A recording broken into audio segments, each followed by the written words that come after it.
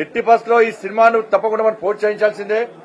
ఎవడైతే సినిమాను అడ్డుకోవాలని చూస్తుండో, ఎవడైతే ఈ సినిమా బృందాలను హేళన చేసే ప్రయత్నం చేస్తుండో, ఇబ్బంది పెట్టే ప్రయత్నం చేస్తుండో, ఆ రోజు నిజాంకు వ్యతిరేకంగా తెలంగాణ సమాజం ఏ విధంగా తిరగబడ్డదో అలాంటి తిరగబడేటువంటి పరిస్థితి వస్తున్న విషయాన్ని మీరు గుర్తుంచుకోవాల్సిన అవసరం ఉంది.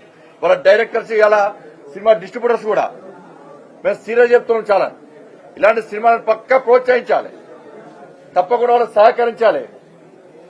100 డేసా 200 డేసా ప్రజలు ఎన్ని రోజులు చూస్తే అన్ని రోజులు సహకరించాల్సిన బాధ్యత మీ మీద. నేను మళ్లీ చెప్తున్నా, వీళ్ళెవ్వరు కూడా పైసల కోసం సినిమా తీయలే,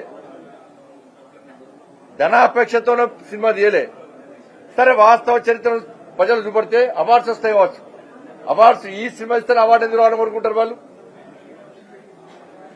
వాడి కష్టపడి తెలంగాణ రాష్ట్రాన్ని సాధించుకున్నాం. కానీ ఆ కష్టపడి తెలంగాణ రాష్ట్రాన్ని సాధించుకున్న క్రమంలో ఎవరైతే ఆత్మ బలిదానమైనరో వాళ్ళందరూ కూడా ఈ స్ఫూర్తి తీసుకుని వాళ్ళు ఫైట్ చేశారు. కానీ దురదృష్టవశాత్తు కొంతమంది కోనా సెక్యులర్ వాదులు నిజాం సమాధి వద్ద మోకెళ్ళినటువంటి మూర్ఖత్వపు నాయకులు, నిజామే గొప్ప వ్యక్తి అని చెప్పి చరిత్రకు చెప్పేటువంటి నిర్లజ్జగా నిస్సుగా వివరించిన నాయకులను కట్టేసి సినిమా పట్టాలి. వాళ్ళందరూ దొరకబట్టి కట్టేసేసి మొదలు పట్టాలి. వాళ్ళు మంద అవుతారంటే అవసరమైతే ఫుల్ బాటిల్ పెట్టి మంద అయ్యాలి. తప్పకుండా చూడాలి. ఫాల్తు రాజకీయ నాయకులు చాలా మంది ఉన్నారు.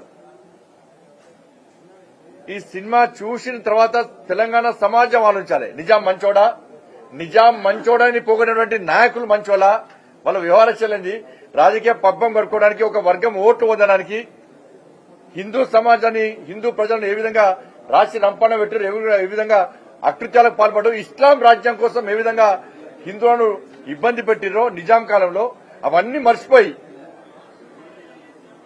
మహిళలను అర్ధనకంగా బతుకమ్మలు ఆడించిర్రో అవన్నీ మర్చిపోయి ఇవాళ అధికారం వచ్చిన తర్వాత నిజాం సమాధి వద్ద మోకరిల్లినంటే ఇంతకంటే దౌర్భాగ్యం, ఇంతకంటే సిగ్గుచేటు ఇంకేముంటది?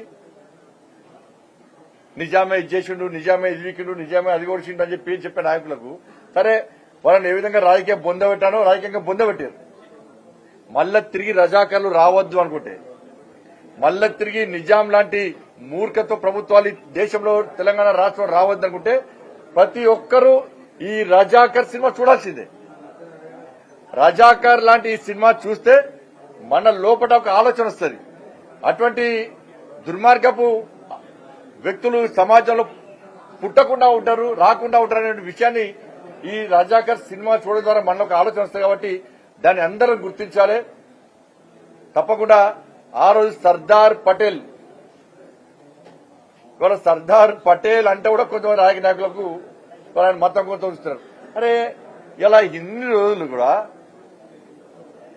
హిందూ ధర్మం గురించి మేము ఆలోచిస్తే, హిందూ సమాజం గురించి మేము ఆలోచిస్తే మమ్మల్ని మతతత్వవాదిగా ముద్రేసినటువంటి ఈ కుహనా లౌకికవాదులు, ఈ సెక్యులర్ పార్టీలను చెప్పుకుంటే వాళ్ళు ఈ సినిమా చూసిన తర్వాత మరి హిందూ ధర్మం గురించి ఆలోచించాలా, హిందూ సమాజంలో చైతన్యం తీసుకోవడానికి కష్టపడి పనిచేయాలా లేదా ఆలోచించండి.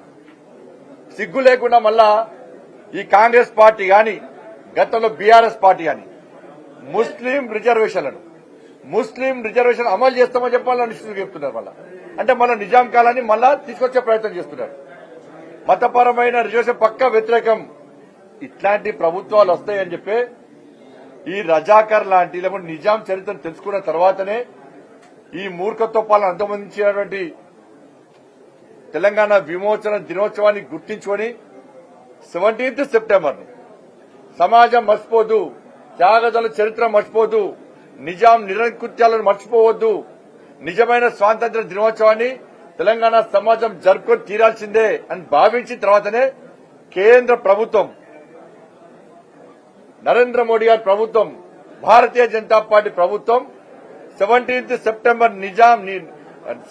సెప్టెంబర్ తెలంగాణ విమోచన దినోత్సవాన్ని అధికారికంగా జరపాలని చెప్పి గెజిట్ విడుదల చేసిన విషయాన్ని తెలంగాణ సమాజం గుర్తుంచుకోవాల్సిన అవసరం ఉంది. ఇవాళ ఈ రజాకర్ సినిమా చూస్తేనే 17th సెప్టెంబర్ మనం భక్తితో జరుపుకుంటాం. మనం వాస్తవ చరిత్ర తెలుసుకుంటున్నాం కాబట్టి మరి దయచేసి అందరికీ ఈ రోజు భారతీయ జనతా పార్టీ కార్యకర్తలందరూ కూడా ప్రజలందరూ తీసుకొని వచ్చి వాళ్ళ కరీంనగర్ పార్లమెంట్ నియోజకవర్గంలోని రాజాకర్ సినిమా నడుస్తున్న అన్ని థియేటర్లను కార్యకర్తలు స్వతగా బుక్ చేసుకుని స్వచ్ఛందంగా సినిమా చూస్తున్నారంటే ఒక్కసారి ఆలోచించండి. వాళ్ళ ఇది భారతీయ జనతా పార్టీకి సంబంధించిన సినిమా కాదు, కేవలం భారతీయ జనతా పార్టీ కార్యకర్తలే చూడాల్సిన సినిమా కాదు.